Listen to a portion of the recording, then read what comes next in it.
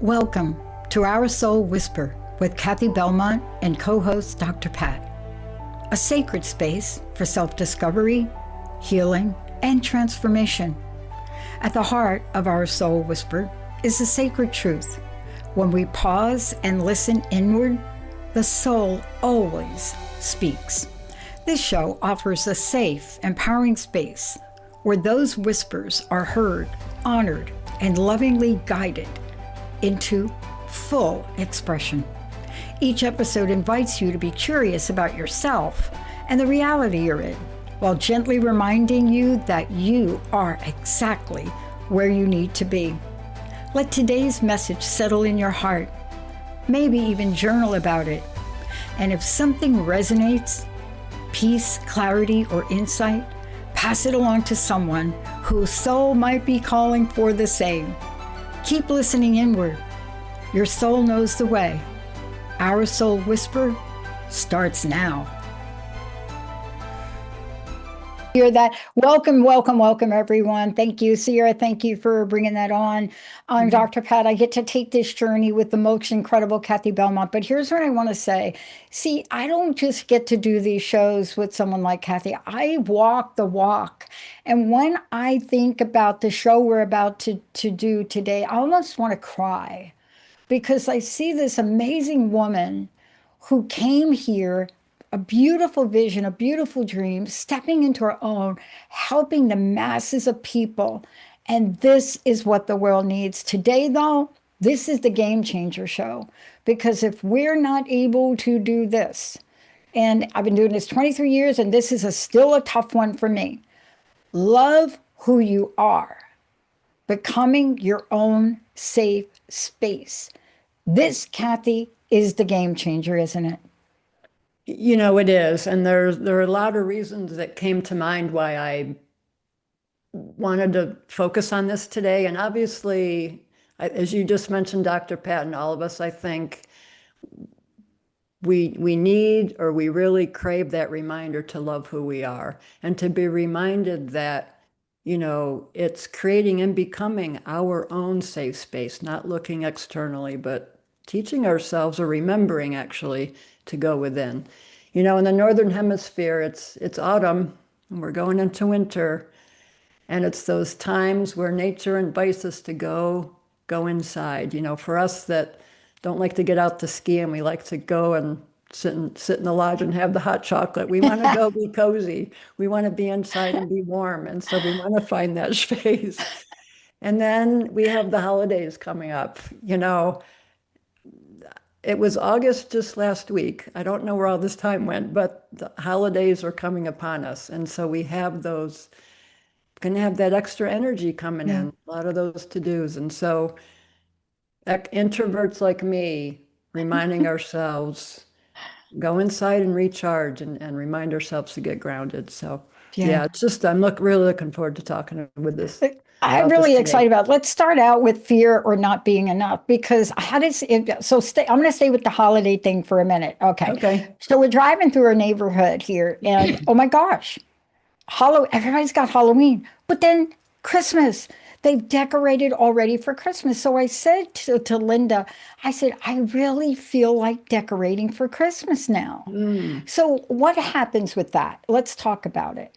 What happens with that is you start to question yourself as if somebody were pulling the strings that would stop me from doing Christmas decorations. You understand what I'm saying? It's that second guessing. Am I going to do something wrong? Cathi, I don't know what you're thinking about me right now, but do you think there's something wrong with me in wanting to decorate for Christmas? You see where I'm going? I do. And, you know, I'm going to ask the question. Do you feel excited about decorating for Christmas? You have no idea. Okay, and that's the tell all. Is it the excitement? Oh my gosh, this is bringing me so much joy right now. Or is it comparing yourself next door? Oh my gosh, you know, Mary so-and-so's starting to put up her lights. I guess I better do it. I guess I should do it. Yikes. So, right. You know, it's that comparing ourselves, and, you know, and it's also sensing that maybe something's wrong with you. that there's a sense of, something's not quite right. So it's where is that coming from?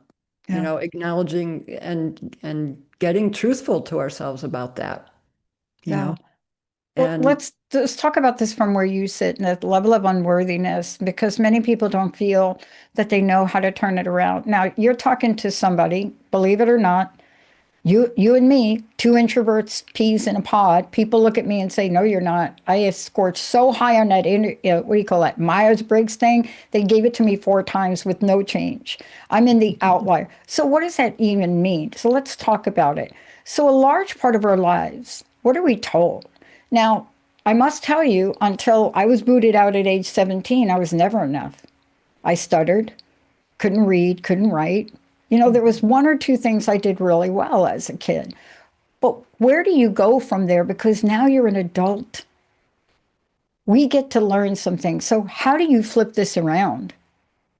well, one, we tell ourselves that we are worthy of that joy and excitement of putting up Christmas whenever we'd like to, and we don't have to earn it. I think we feel that, like, oh, okay, well, after I go to the store or after I put in a hard day's work, now I get to sit and do what I want. I invite us to look at that differently. I, You know, I thank we, you for that. yeah, Thank you and for that invitation. I'm not kidding. yeah, I play a sport like Sierra, and Monday nights I like to go play. And I got up at 2 in the morning. Listen to how ridiculous this sounds. Okay, don't be afraid to comment on this, Cathi. I don't take it personally because I got up at 2 in the morning. What did you just say? To work harder to get it done so I could go play at 6 o'clock at night. Ask me what condition I was in at 6 o'clock at night, yeah, walking out the door to play, right? yeah. Hmm. I was walked out the door like a person that got up at 2 in the morning. But I did go and I did play. But what did I modify? I didn't play long. I would have gotten Mm-hmm. hurt. But there's Mm-hmm. that inner critic. See, you are our soul whisper. Cathi, Hmm. the soul doesn't whisper judgment, does it? Tell us It, about inner critic, self-judgment, and where the bleep that thing comes from. yeah, no, you're right. The soul, our soul does not speak to us that way. It does not whisper that way. And so when we speak to ourselves harshly, we judge ourselves. Um, it doesn't feel good, at least to me. And I've come to a place of enough awareness where when I go to that place, I don't like to stay there very long. Not because I'm denying it, because I know where I want to be instead. And so it's becoming more aware of how do we talk to ourselves? If we do something, I was at an event last night and I spoke up and it was my error. And I said, oops, I probably shouldn't have said that. And then I was ruminating and I said, I did what I thought was right. And so I, kind of apologized and said, oops, my bad.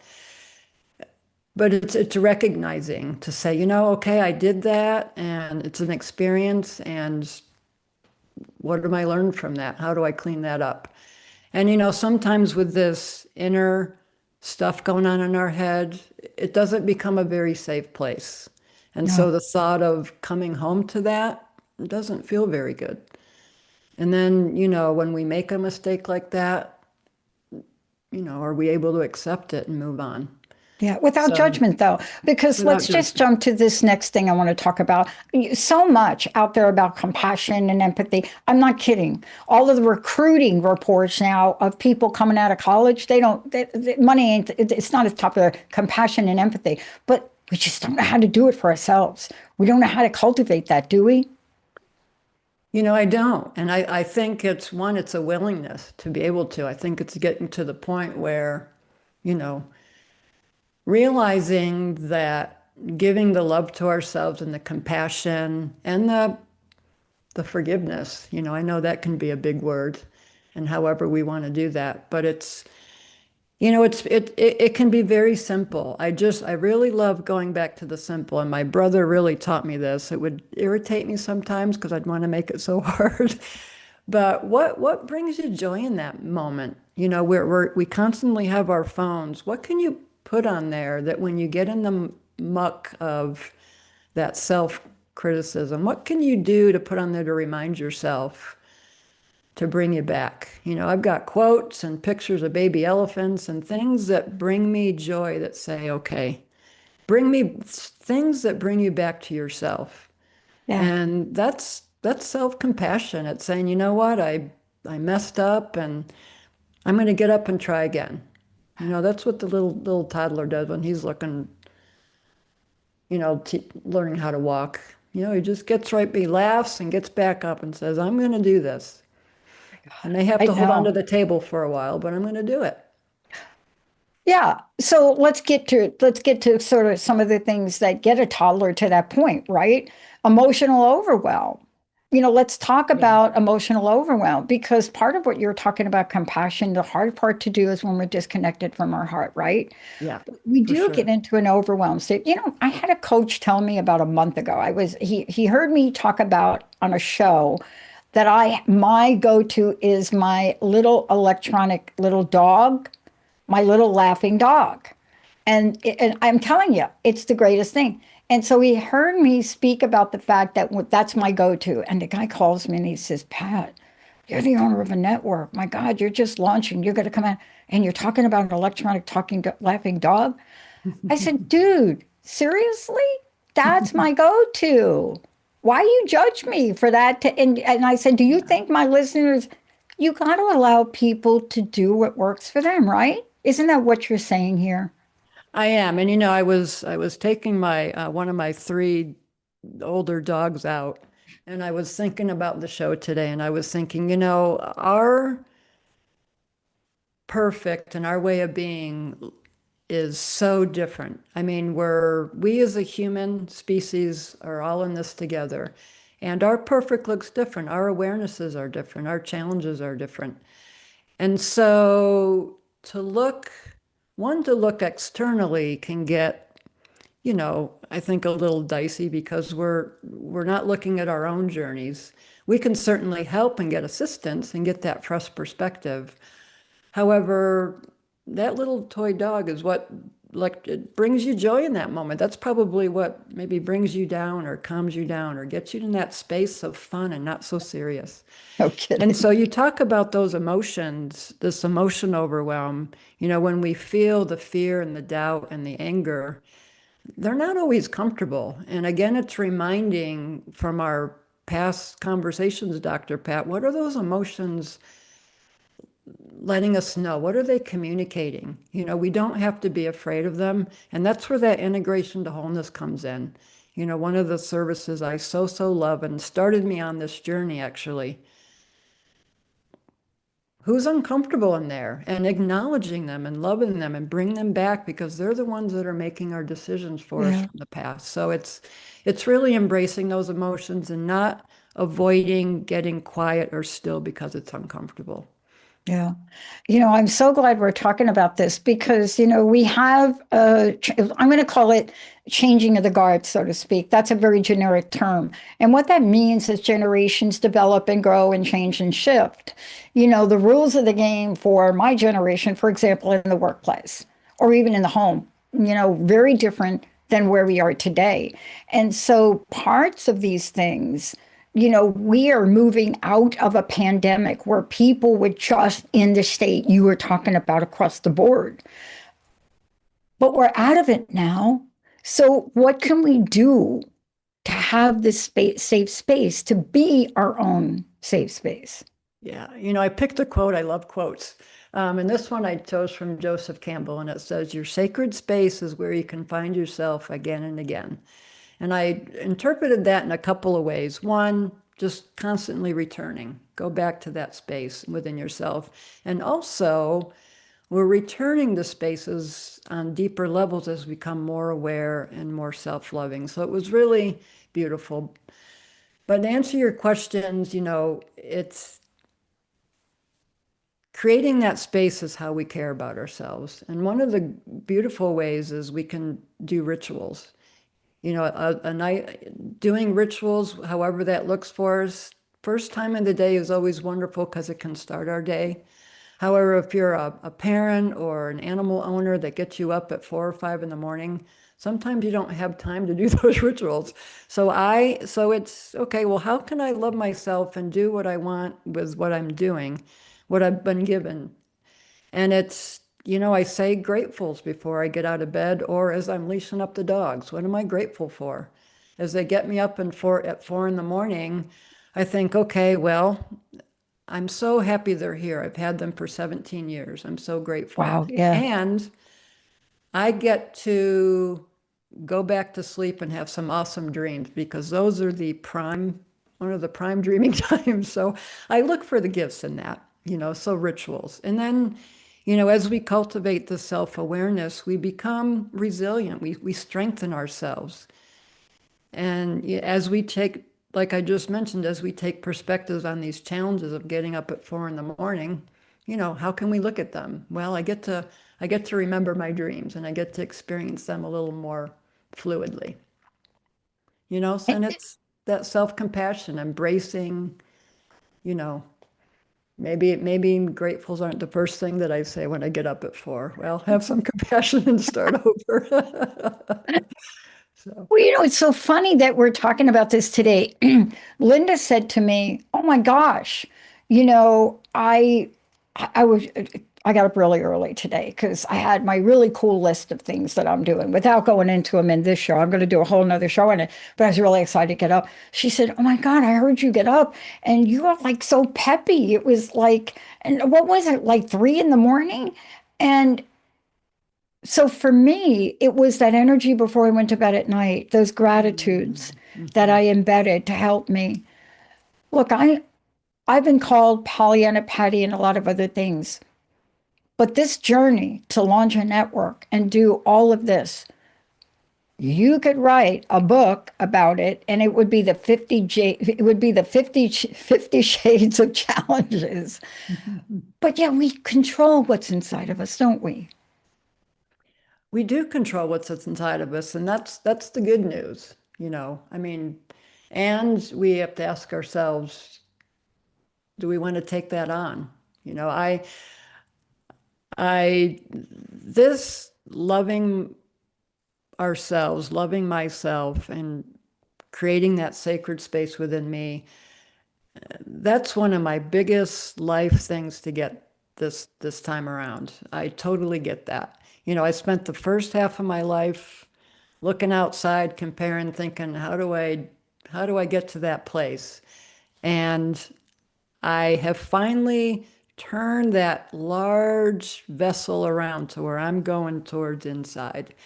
And oh my gosh, when things get crazy, when the holidays get crazy, when, like you said, Dr. Pat, building a business gets crazy, where do we want to go?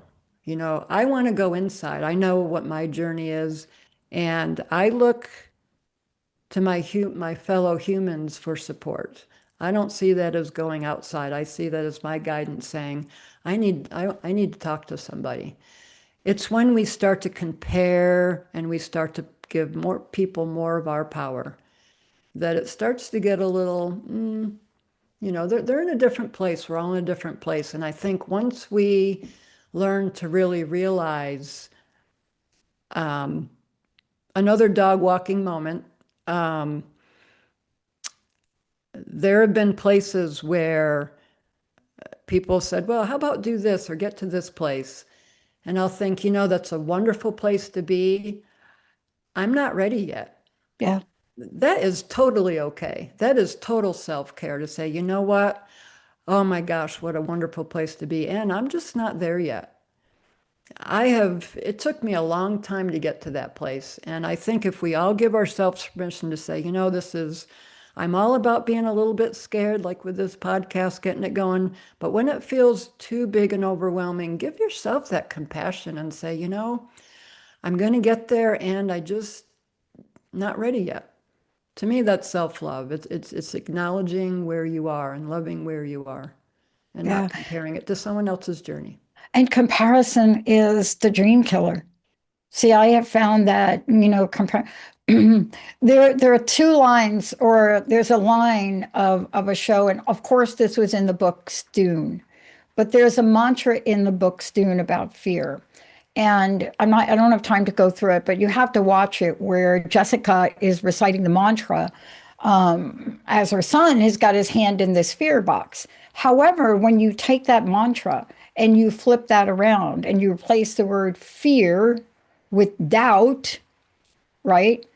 And doubt comes from comparison, it means the same thing. What it means is it's the dream killer. It's the thing that obliterates everything, doesn't it?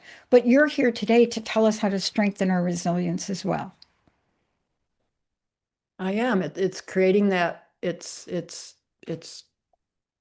becoming aware of ourselves, and it's becoming that own safe space. It's that sacred act of self-love, and you don't have to walk the path alone. So I invite you to visit OurSoulWhisper.com, email me at OurSoulWhisper@gmail, and let's work together and see how we can walk this journey together to get in touch with our sacred space.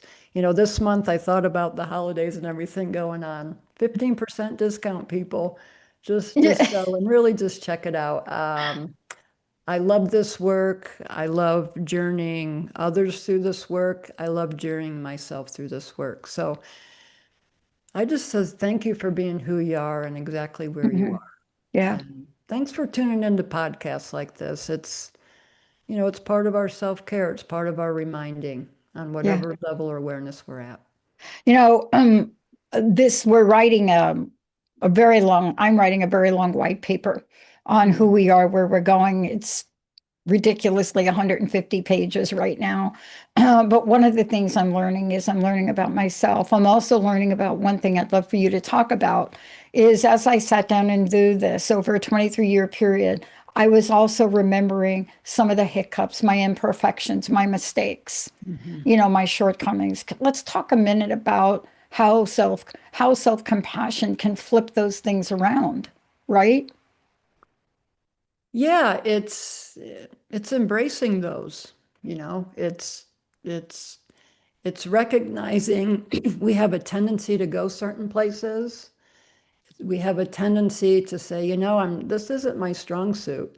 My friends and family laugh. I know my sister can relate to this. I don't read maps very well unless it's going in the exact same direction. And we were on a trip in DC and I totally got us lost, but sorry, Linda. But yeah, it's just embracing that, it's not my strong point. And, it's recognizing that and maybe saying, Linda, I'm going to let you read the map because it's not my strong point. And giving ourselves that permission to do that, to ask for assistance, to look at those places where we get stuck, get our hiccups, taking a few deep breaths, saying, okay, what's my next step here? What does my higher self want me to do right here? I just don't know what to do. It's It's that self-compassion and self-care we're talking about, giving ourselves a break, allowing us to do something and we're worthy just because we are. We're worthy just because we are. I love that you're talking about this because at some point, what you and I are going to do is a show about our soul whisper and AI soul whisper. We're going to actually do a show that talks about how we can use tools, and the reason I'm bringing this up is all the things you mentioned today, you are the one that will help people with this. This is really important for folks to know. I get to take this journey with you, but I'm not the expert in this field. You are. And I want to make sure people know that. What I've learned from you, Cathi, not just on the show, but working with you, I've watched you. And as we went through setting up the website, making decisions, you became my poster child for ease and grace and peace. And the reason I'm bringing that up is because I want people to know is that's how you work with people. No matter what I messed up, no matter how long it took, I never saw anything but a smile from you. And I want to tell you how much I appreciate that. Thank you, Dr. Pat. I appreciate you. We're all on this journey in our different places, and I think it's recognizing that and allowing ourselves to be in spaces where we can be accepted and work and with people that know the same. So I'm walking this walk with everyone, and I'm taking my investments and energy to really learn so I can assist other people and knowing what best can bring their best place forward. And I love what I do. You can't put a price on that. No. And when someone comes like me who loves what they do, it's going to come through. So that's what I offer people. I love what I do, and I know what your walk, I know some of your walk because I can relate to some of it, and let's figure it out together. You're the boss here, I'm the guide, but let's do it together. I agree. And on that note, to all of you out there, OurSoulWhisper.com, Cathi Belmont, give her a shout out, do a discovery call. But let me just invite you to do one thing. Please take an action today to help you, help yourself, just love yourself. We'll see you next time. Thank you for listening to Our Soul Whisper with Cathi and Dr. Pat. Tune in every third Wednesday at 11 a.m. Pacific on transformationtalkradio.com and subscribe so you never miss an episode. Take a moment now to breathe in and reflect on today's message. If it brought you peace, clarity, or insight, let it settle in your heart and maybe even journal about it. Remember to like and share this episode with someone who's ready to listen within. May our soulful echoes ripple outward, awakening awareness and deep remembrance. If this show touched something within you, share it. Let's create a world where most of us pause, listen inward, and allow our light to shine. Visit OurSoulWhisper.com for more.